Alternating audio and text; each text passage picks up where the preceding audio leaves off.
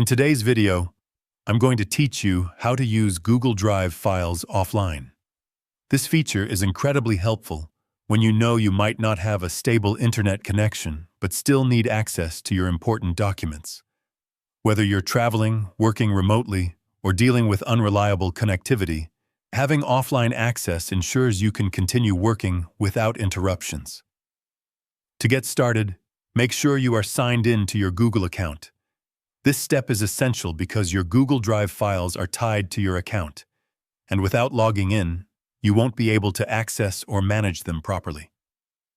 Once you're signed in, open your web browser and go to Google Drive's Drive by entering drive.google.com into the address bar. When the page loads, you will see your main dashboard displaying all your files and folders. From here, browse through your Drive and find the file you want to access offline. It's best to choose files that you may need urgently, such as documents, spreadsheets, or notes that you expect to work on without an internet connection. After locating the file, right-click on it to open a menu of options. Within this menu, look for the option that allows you to make the file available offline. It is usually accompanied by a small cloud icon, indicating that the file can be stored locally on your device.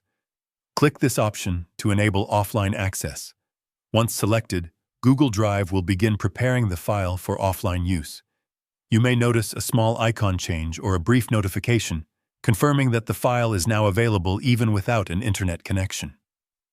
It is also important to check your offline settings to ensure everything works smoothly.